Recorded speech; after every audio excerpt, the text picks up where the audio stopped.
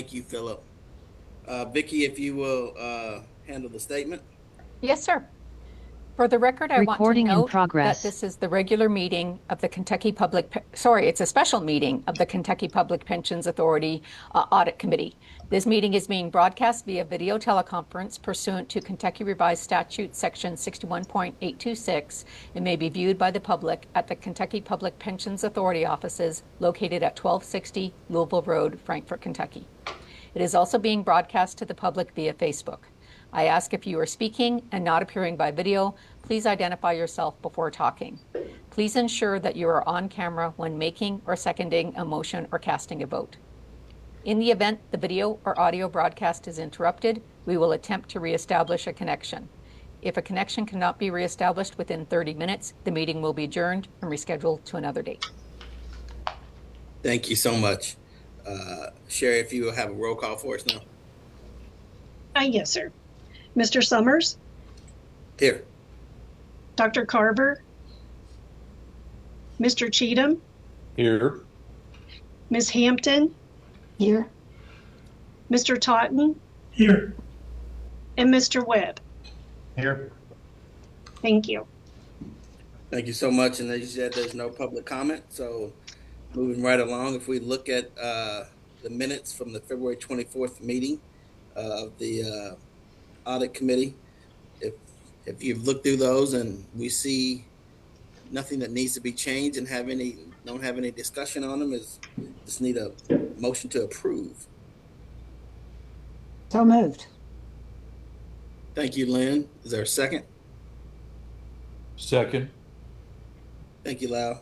Any other discussion? All in favor? Aye. Aye. Is there any opposed? All right, that motion carries. Thank you so much.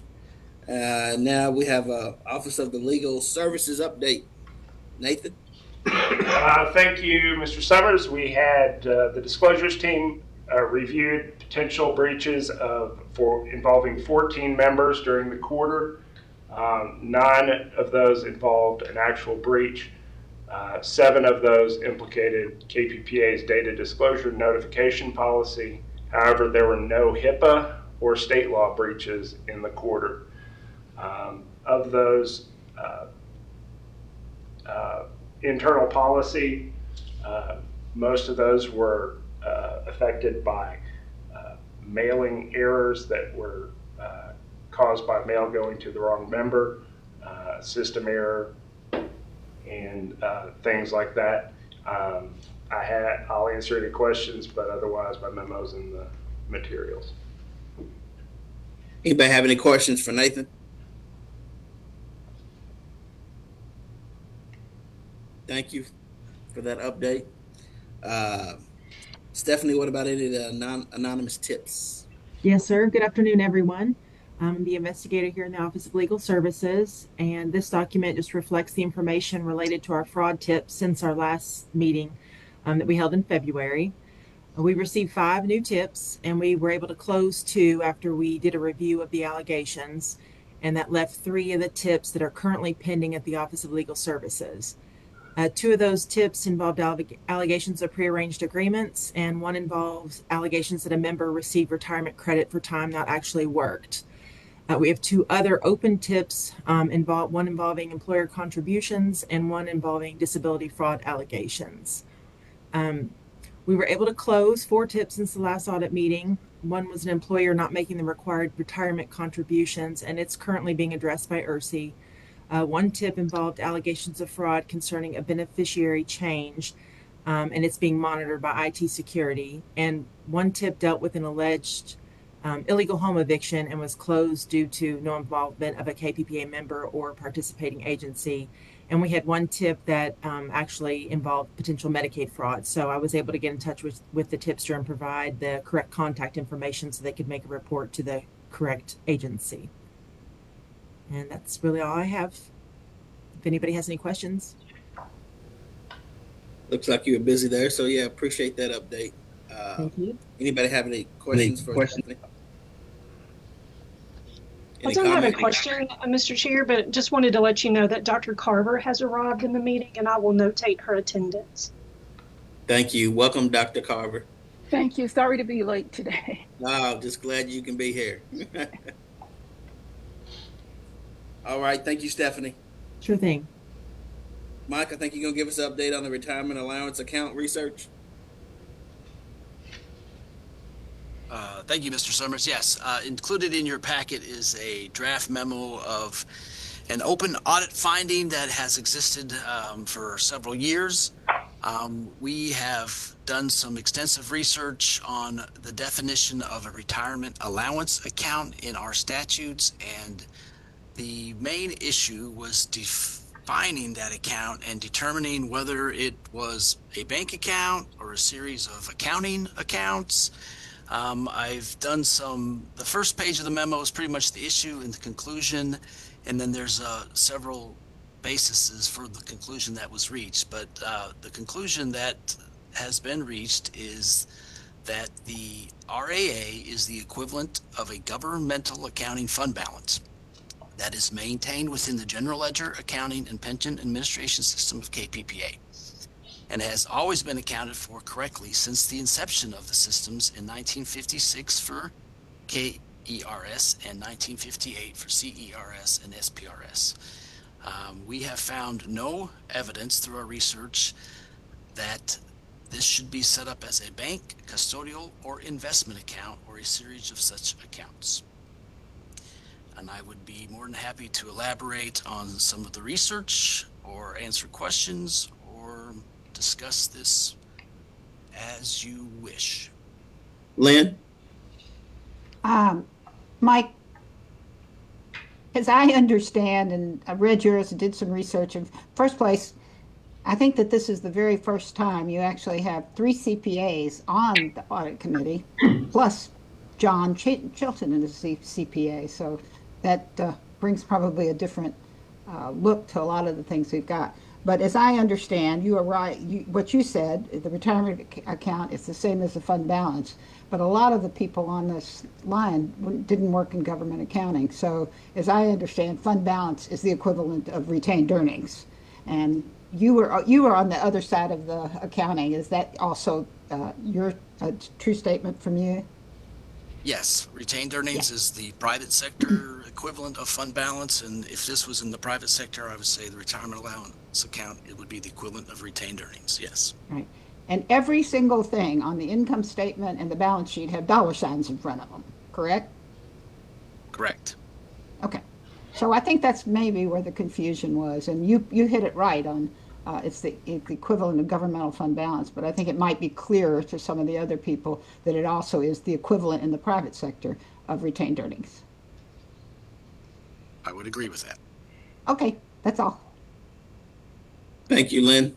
Anybody else have any questions concerns, comments based upon this conclusion?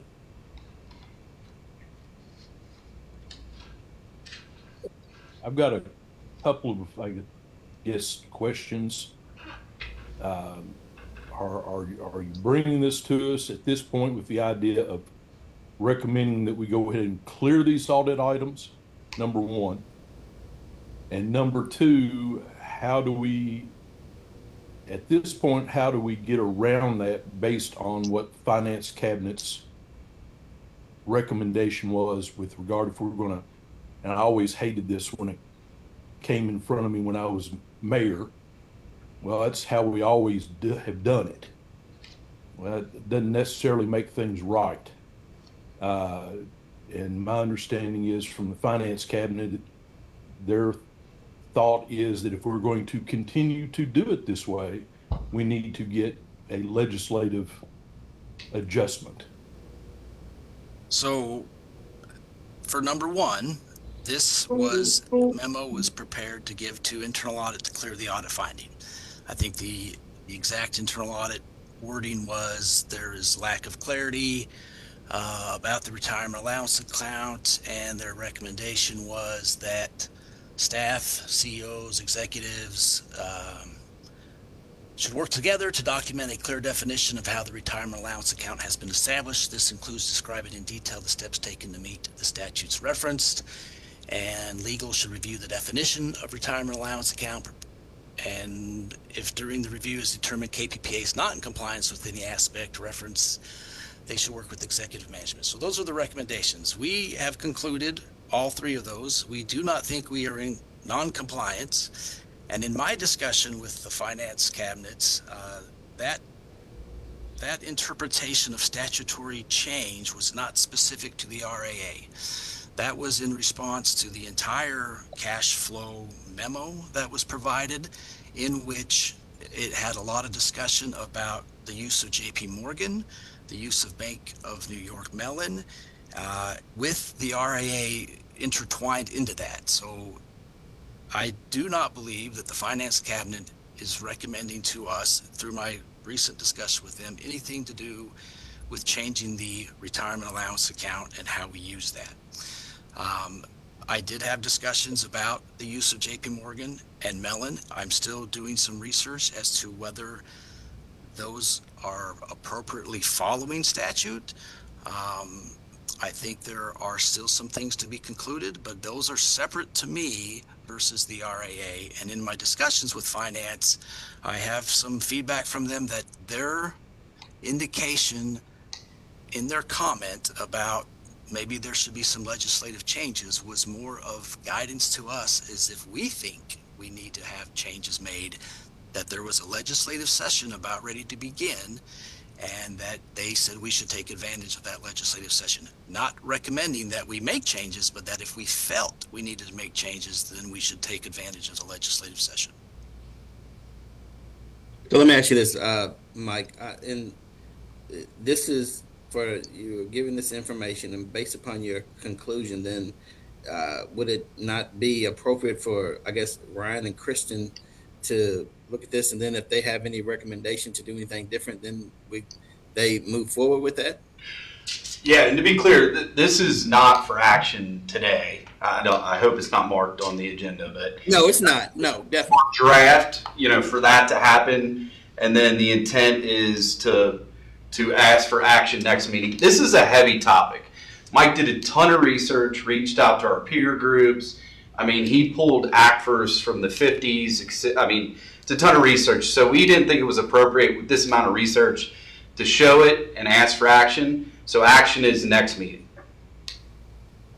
Yeah, but based upon the research, I can't say that I don't disagree with the conclusion. As far as, and I'm just trying to get feedback,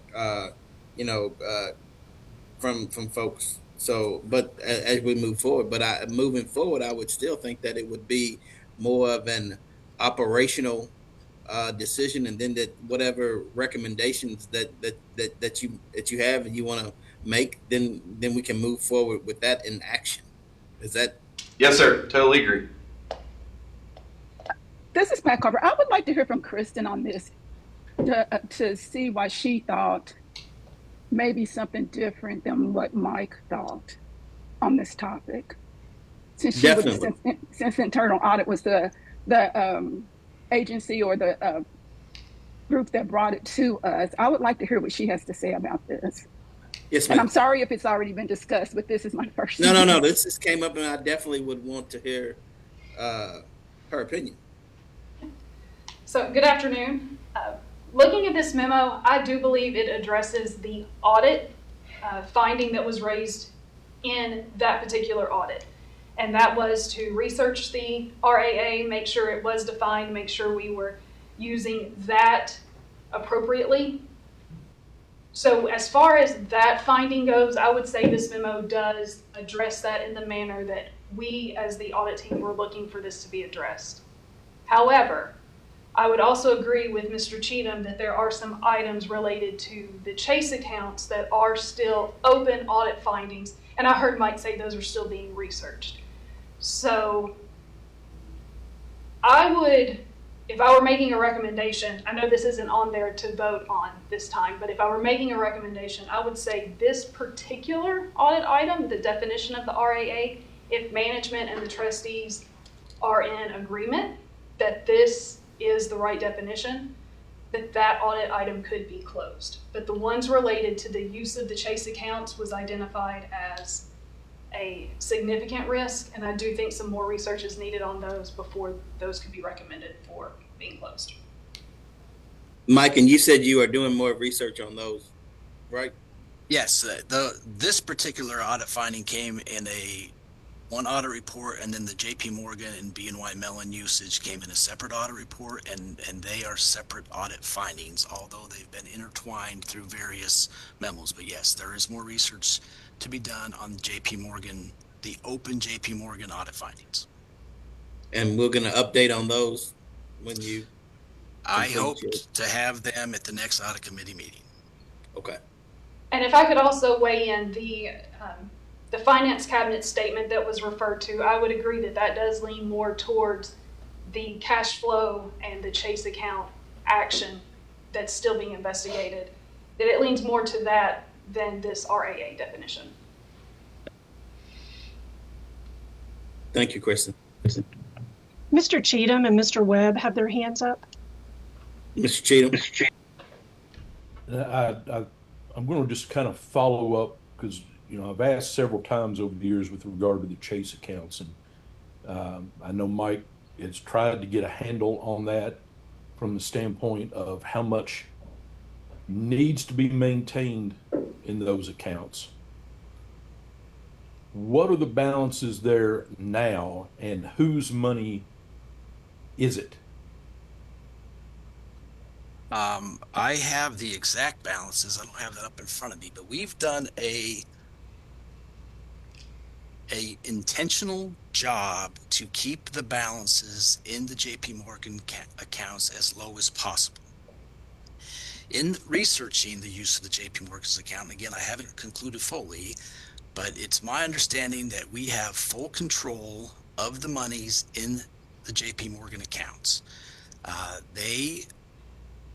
In my discussions with finance, so my team moves the money from those accounts. My team reconciles the money from those accounts. The treasurer will not move any money or from those accounts without us providing approved transactional documentation through the EMAR system to move those monies. They are still identified as trust monies. Just because they're not sitting at Mellon doesn't mean that they're trust monies.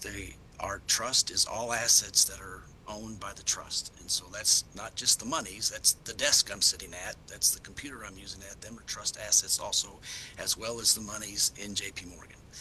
The trustees have full ability and control over all of those monies in their accounts. We have 5 pension accounts for each of the 5 pension plans. We have 5 insurance accounts for each of the 5 insurance.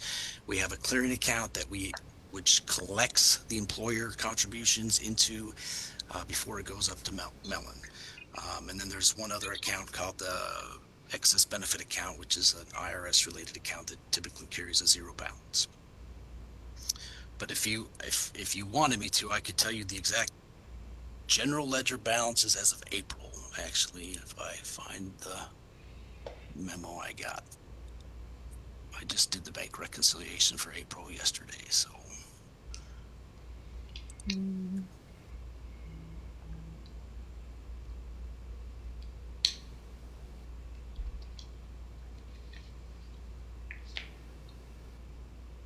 Mike, I don't need an exact number, but if you can give us a ballpark. Yes, I so know at one time it was the funds were a disproportionate share of C money that was sitting there that we weren't earning any return on.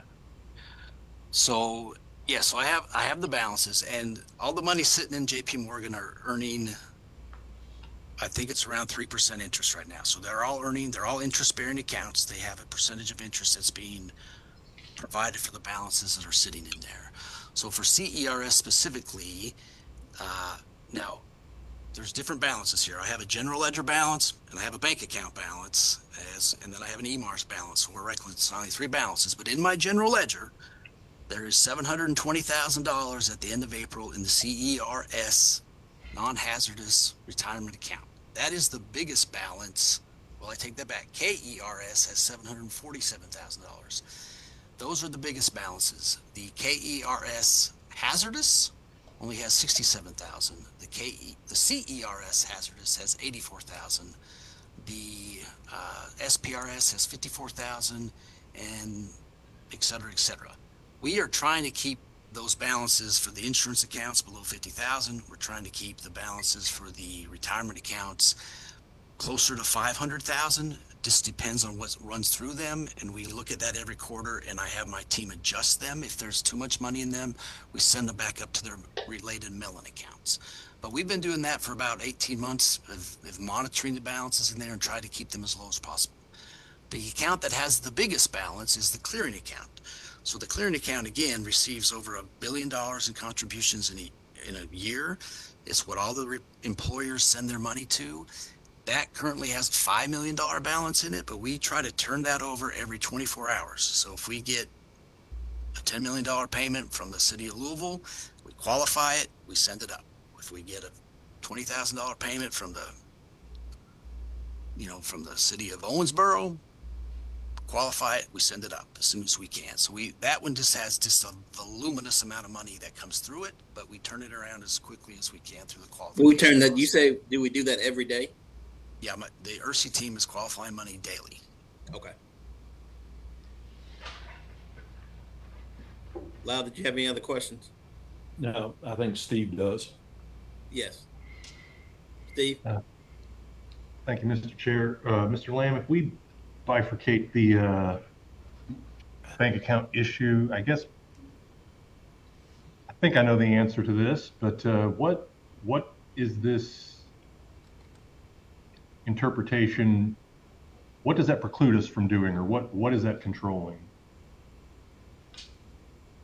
So the retirement allowance account, I think, there was some confusion of where it should be sitting. Like, should it be at Mellon? Should it be this? And I bifurcated it because it doesn't matter what bank we're using, because these accounts are accounting accounts. And in the early ACFRs, or the annual reports, you can actually see it reconciled to the retirement allowance account. And now we call it fund balance, right? So it doesn't matter if I'm using Mellon, Fifth Third, JP Morgan, etc., because the retirement allowance account isn't necessarily a bank account, it's an accounting account. So I've separated that so I can define that and make sure that that's being used according to our interpretation of the statutes. And then the bank accounts, or the investment accounts, or the custodian accounts I think are separate issues. And I think there's some clarification that we need to first identify what needs to be clarified to determine if we're using JP Morgan or Bank of New York appropriately. Yeah, thank you for that. I guess I'm thinking more like understanding that we're separating these two issues and looking only at as a accounting account. I guess, again, what is that precluding, or what is that controlling? I don't know if it does anything different than it doesn't stop us from doing anything. It doesn't stop us from changing banks. It doesn't stop us from changing our cash flow process. I don't, and it doesn't really allow me to do anything that the statutes don't allow me to do. Well, Mike, So I might add I one think this point is, clarifies it. from the investment side, and sorry to jump in, but I mean, if the working, I know our peers and we're in line with that, but if this should be a specific bank account, then the funds would have to be held at that bank in the individual and would preclude us from pulling it, sending it to investments and investing it. We would, those accounts would get whatever rate, the bank rate. So that's kind of how I look at it from the investment side, and clearly Mike's better on the accounting side, but that would be my answer to that one. Yeah, I think if you took the extreme definition of that this should be a bank account, then I don't think you could do anything with those funds in that bank account except let them sit there. You couldn't send them to Arctos to invest. You couldn't send them to Meridian Capital Partners to invest. You couldn't go buy T-notes with them. You would just have to leave them in the RAA account as defined by the statute. I understand. Here's what I would say to that too. But if indeed, these are accounting accounts, typically you want to keep, the least amount of money as needed in the accounting accounts, because, if you do keep them in these banks at 3%, there, if it's invested, it could earn more. So you just want to keep these balances, lower as necessary to make sure you have the ability to do whatever accounting things that you need to do. But again, I think that as you continue your due diligence and your research, the way that I understand this is that you're still going to make some recommendations on how you think we should do, and then we make that decision and vote on it then? I think the use of the JP Morgan and Mellon accounts is a separate issue. We can vote on them at the same time, but I think the RA has nothing to do with JP Morgan. These don't have monies in them. These are the accumulation of all $20 billion of assets that the systems own. So it's either a member's asset or it's a system asset. Those are the only two accounts established in statute. You either have money sitting in a retirement allowance account or you have it sitting in a member account, and that's our fund balance. We can reconcile to every member's individual balance within our system to the member's fund balance, and then the rest of it is the equivalent of the retirement allowance balance. And so it's not sitting at a bank account earning 3%. This is basically, I have income, expenses, net income. That net income turns into retained earnings, and I have assets of cash and liabilities and a fund balance. And that fund balance is broken into retirement allowance and member allowance. Two items that my fund balance is broken into. Total, $29 billion in between C and K. Okay. I mean, if I could put a finer point on it, I think I'm leaving the bank account part completely. It has nothing to do with my question. If we're saying that the interpretation is this is only an accounting pronouncement, then ostensibly all this says is if we're going to spend $30, we have to have at least $30 in fund balance. Is that what the administration is saying? This is the interpretation? Yes, and it should come out of the retirement allowance account and not the member's account. Okay. Out of that fund balance, yes. Okay, thank you. Looks like Mr. Owens and Ms. Hampton have their hands raised. Well, I Yes. certainly defer to the trustee, please. Lynn? Okay, so Steve, the retirement account, AAA, is not all cash. It's retained earnings. So you've got some assets in there like software and... I understand the makeup. Thank you. Okay. I think that was where the confusion was. Somebody thought it was all cash. And again, what I said in the beginning is that now we got 4 CPAs hanging around this committee. So I think we can get these things answered now. Ed? Thank you, Mr. Chair. And I'd first like to applaud Mike and his team for the research that they've done on these issues. It really has been clarifying. And we've talked about these issues for several years now. And I think we've gotten, based on Mike's research, clarification that we're talking about two separate issues when we're talking about the RAA and the Chase bank accounts. And that is a much needed clarification. And I understand that there's more work yet to be done on the Chase bank accounts. But when we started this a number of years ago, we wanted to ensure that there was not a need for interpretation of anyone's position. So we specifically asked the Finance Cabinet if they would not mind putting their opinion in writing for us so that there was no misinterpretation of what they were in fact saying. And my only question here is I would ask that the conversations that you've had with the Finance Cabinet about these issues be codified for the entire committee so that there's no misinterpretation of what was meant.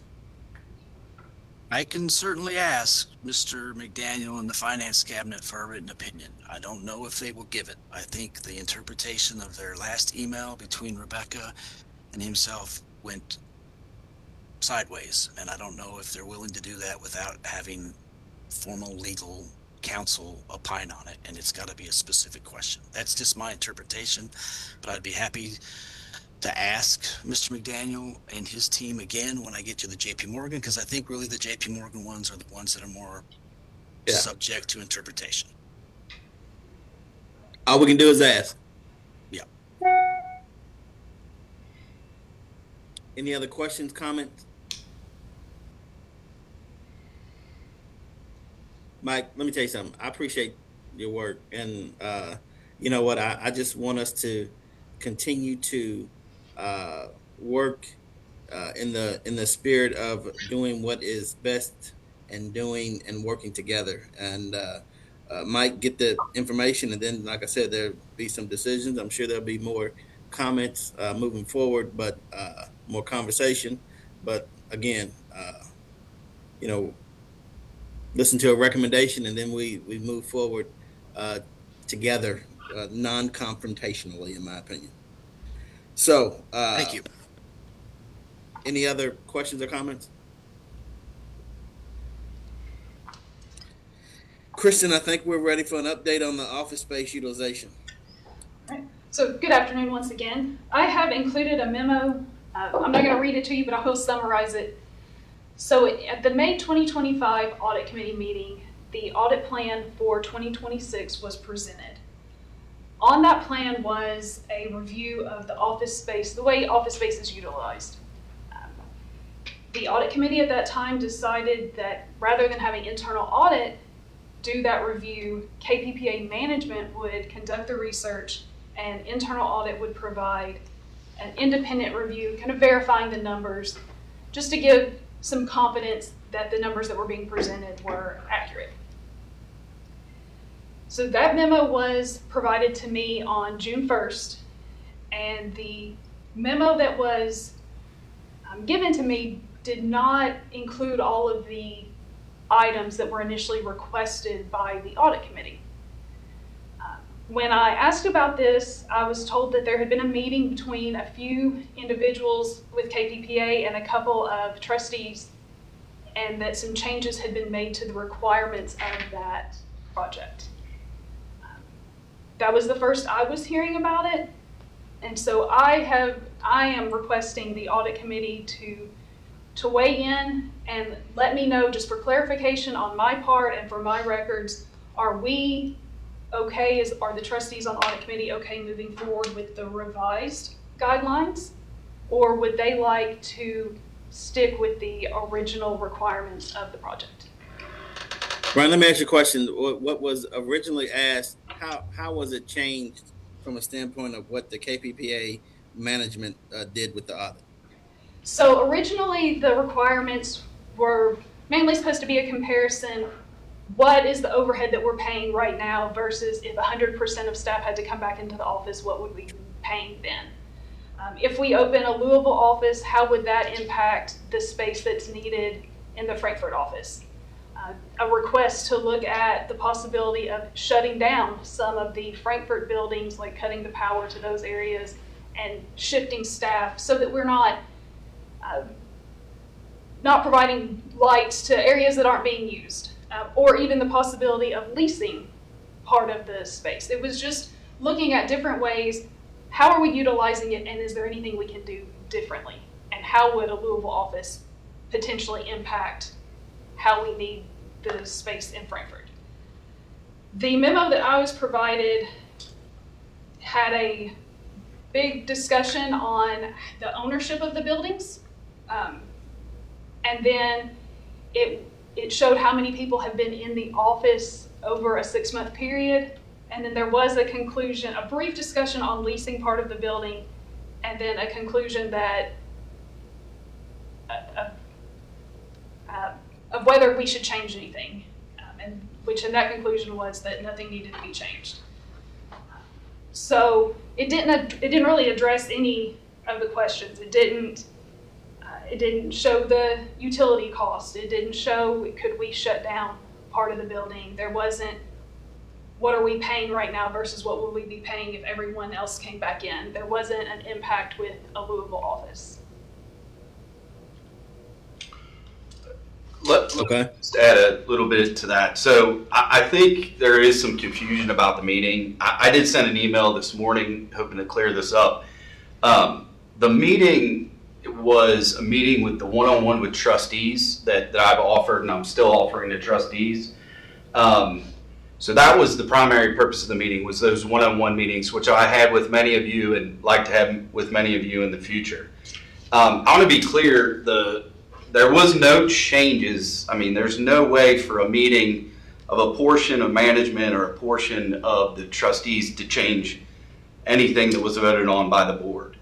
I'm trying to search my memory. I mean, Lynn Hampton was in that meeting, so she can correct me if I'm wrong, but I hardly even remember the conversation about the space audit. I do think it was highly likely that there was, because Mary Eves was in the room, but I just want to be clear, there was no changes to the board vote.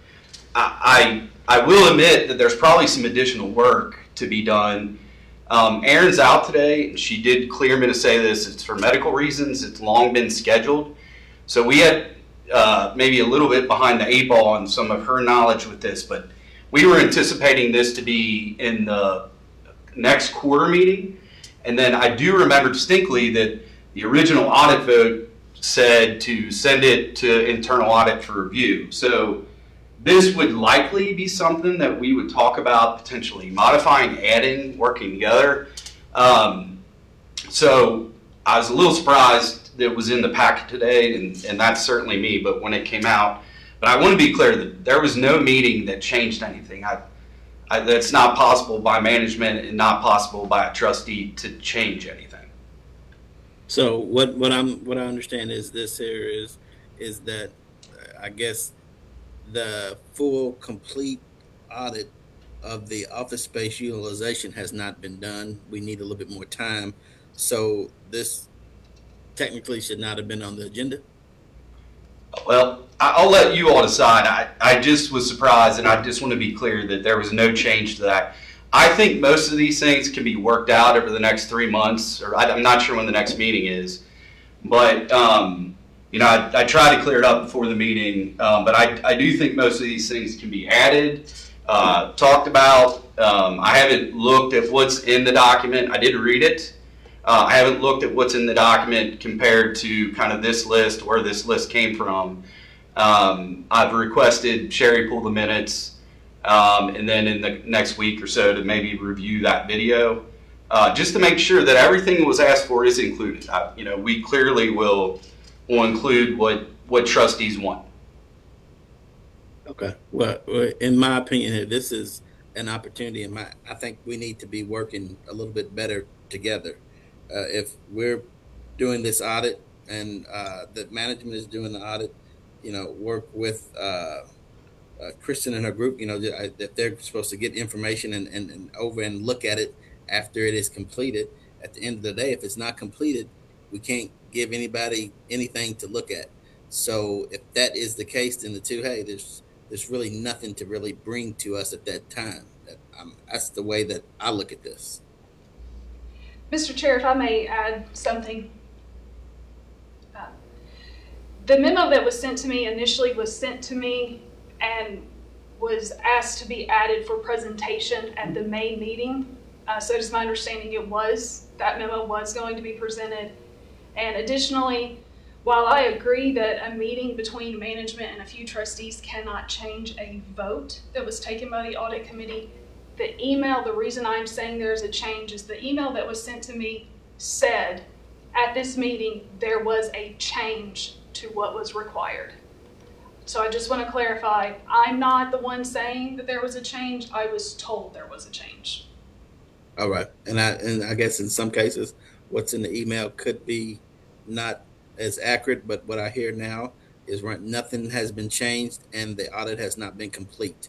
And I would look forward to this being complete. And once it is complete, I would look for the findings to be sent to Kristen so she could review. William, could I add a little bit of color to this? Yes. Thank you. When Bill was chair, he would send a memo to everybody on the audit committee saying, is there anything you would like to have audited? Mary responded with this space audit. And then in other conversations, and sent it to Christian, and Christian rightfully put it on the audit list. Christian, you want to confirm that? Yes, we added it to the audit plan. Okay. It originated from Bill's memo to all the audit committee. Mary had this as a request, and then because it's what we do, gave it to Kristen, put it on the list. Then the rest of the conversation, the meetings that we had and with Ryan was, isn't this, and again, I was more of a bystander than a participant, but isn't this something staff would do? And yes, but it was already on the agenda of the audit committee. So I think it was, Christian, again, I'm going to look at you for the memory. It is, okay, have the staff do it and I'll look it over because it has been approved on the risk assessment. Does that sound right, Ryan? Is that kind of? Yeah, I 100% agree. And we did have some key parties change out. So, with Rebecca's retirement, I'm sure there was something lost in translation. But I think this is very fixable and this is part of the sausage process. And, we have 3 months to kind of get it correct. Yeah. And that's where I'm saying where we need to be, get it correct. Just now became chair of this committee. We're going to work together and we're going to work together in good faith. And we should be upfront and honest and in our communications. And then we should, if we have some issues, I'm not going to say that we're not going to have conversations to work through those issues. But like I said, this is, in my opinion, this shouldn't have been here because the work has not been completed. And once the work is completed by staff, that will be sent for review. And then we're ready to move forward with whatever we find there. Sounds good. Mr. Cheatham has his hand raised. Yes, sir. Yeah, Mr. Chairman, I want to point out what was actually brought to us.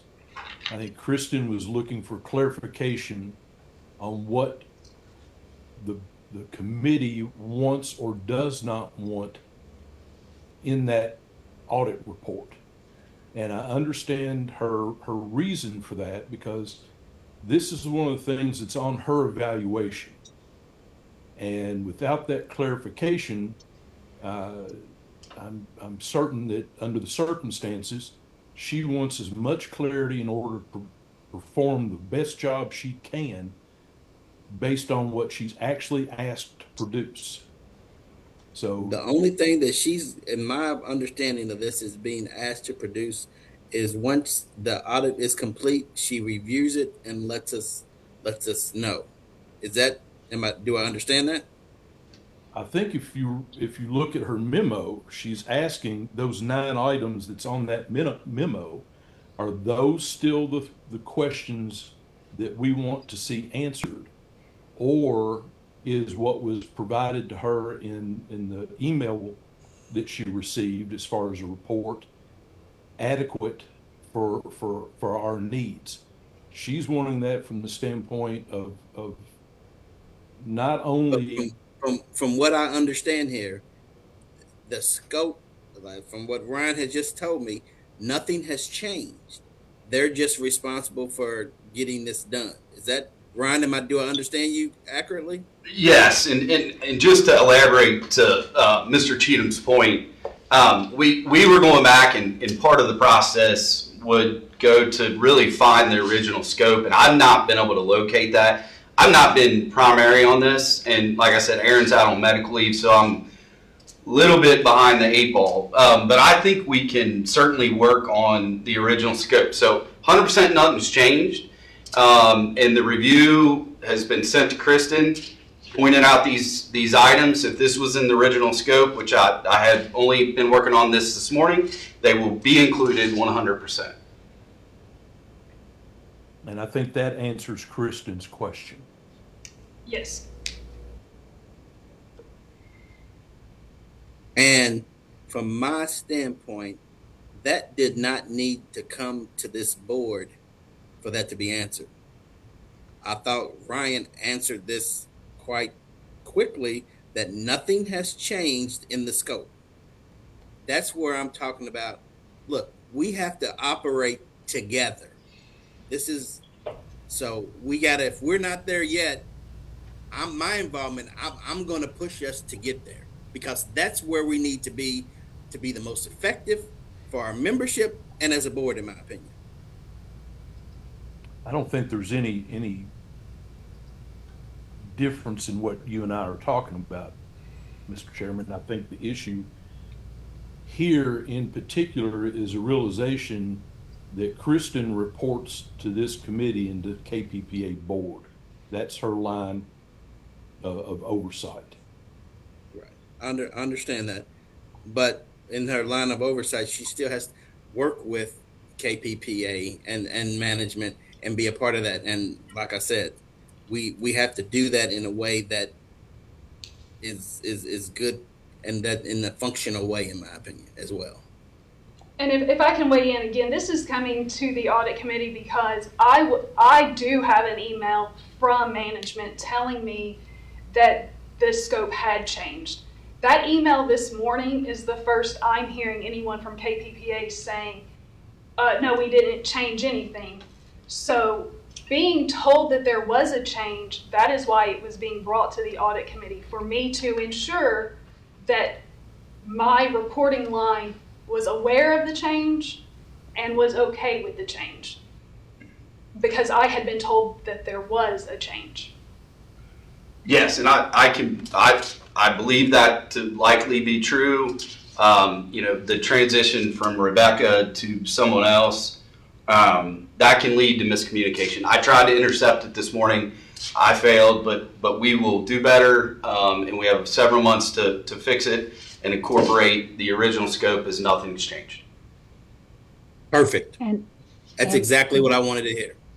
I just have one question too. So, Kristen, are you doing the audit or is the staff doing the audit? The staff is doing the audit. Yes. And if I could, there might be something, William, that we need to do on the committee, and that is we basically ask each one of us to submit something, and maybe we should have looked at it ourselves and said, isn't this more staff than audit? And audit could always come back and say, I want to take a look at it, but I think that maybe caused some of the confusion. That was done. That discussion did happen as a part of the approval of the audit plan last year. It was the audit plan, and the audit committee discussed it and moved it from internal audit doing it to having staff conduct the review and internal audit just doing a confirmation of the numbers. Perfect. Got it. Thank you. Any other questions, comments? If not, we can move along because there will be no action taken on it because it's not complete. So that has to be completed, and then Ryan, over the next by our next meeting, hopefully we have some information, and Kristen's been able to look at it, and then if we need to take some action, we can take some action then. Yes, sir. All right. Moving forward, now we have the KPP Audit Committee administrative updates, and we're starting with the Will on the internal audit fiscal year 2027 independent statements. Yes, good afternoon. We've included the upcoming year's signed independent statements from all of the staff here at Internal Audit, and we've included those in starting on page 38 for y'all to look over. Are there any questions about our upcoming independent statements for the next year? No questions? All right, now the internal audit budget.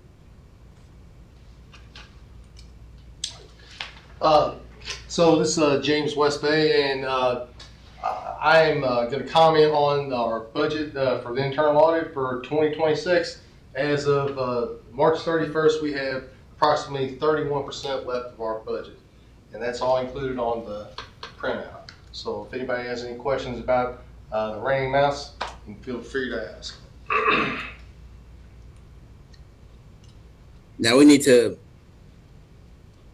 have a motion to approve this budget. That is the next item. Okay. So if there are no questions on this one, Sherry, if you can go to the next page.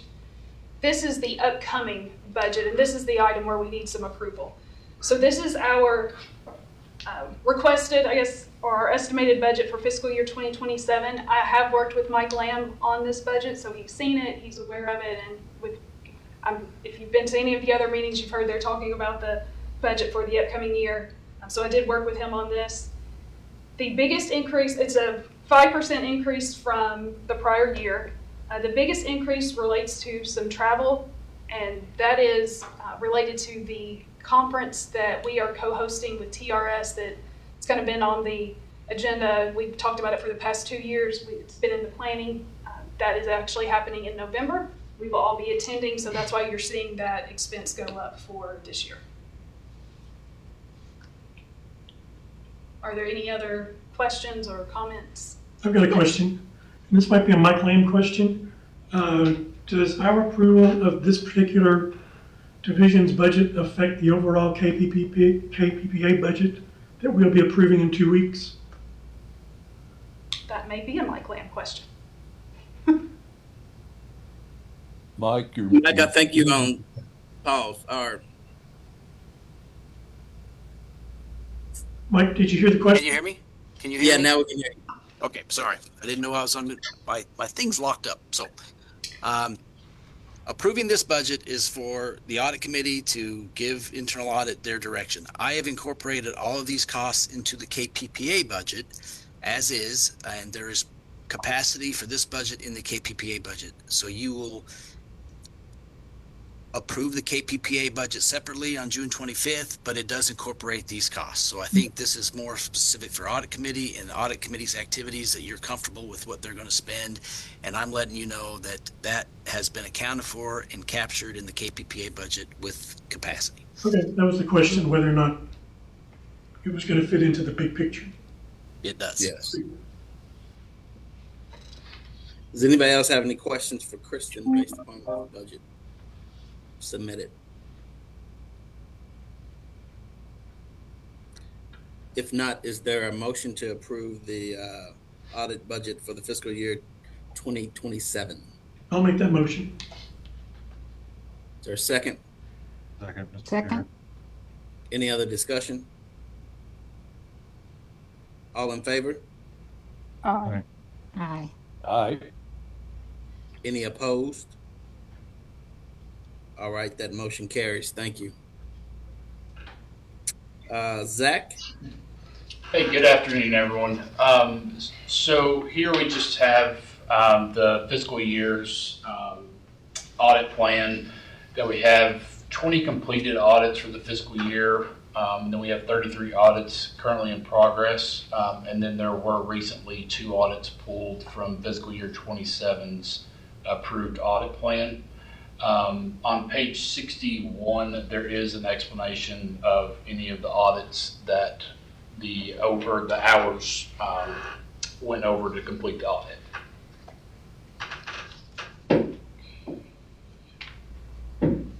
Anybody have any questions for Zach? I have one just Yes, sir. on this audit report, down at the very bottom, they have holiday hours, non-working hours, administrative hours. Do y'all work on holidays? No, that is accounting for the actual holidays. So when we create the budget, we say this is how many hours we have for the year. Okay. But some of those days are holidays where Yep. we're not here. So Yep. those are those days. So Okay. we're not actually working those days, but I have to pull them out of the number available. So this is basically the 5 of you all times the number of hours available for you to work, and you gotta put them somewhere. I do. Curiosity, do y'all work 7.5 days or 8 hour days? Well, that is a great question. So How many on paper, how many are you supposed to be working? So we'll work 7.5 hours Okay. each day, but the rest of us work 8.5. Okay. So that's why if you look at the top and it shows hours available for each auditor, the numbers are a little different Yep, because we work a different schedule. I came out of parks, we worked holidays. Just plain, but I didn't know if you all did, so that's what I was asking. Thank you. Any other questions, comments? If not, moving right along to the reports and memorandums. Madeline?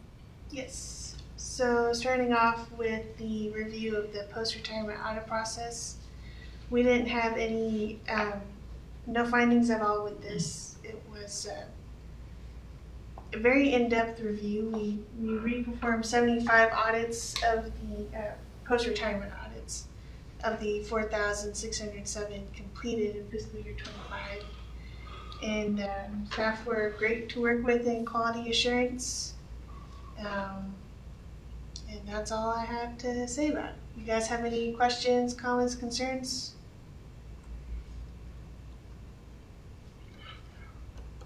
If none, do we have a motion to approve the review of the post-retirement audit process? I'll make the motion. Is there a second? Any other discussion? All in favor? Aye. Any opposed? All right, that motion carries as well. Kristen? So the last audit that we've issued since our last meeting it was related to the administrative regulation update process. And I know at least one individual here is on that KPPA committee that has looked at these administrative regs, and you have seen a whole lot of those over the past year. And so we looked at that process just so we could give some clarity on how the process works, how, making sure none of our regs had expired, and making sure they're being properly approved by the board. We did not find any issues. We found the process is working just like it should in compliance with the statutes. It is an efficient process, and the staff that we worked with were outstanding. And I want to highlight that, and Nathan, he's here with us right now. He was one of the people we worked with, and can I identify the other individual? Yes, you may. And Carol was the other individual we worked with. Because of their quick response and working with us, this audit took us 12 days to complete. And I just wanted to highlight that and thank them for their time and effort. That's great. But are there any questions related to the audit? Was that mostly Mike's staff? Yes, Mr. Board staff, yes. Yeah. I'm going to take full, credit for my staff because they're on the non-advocacy side.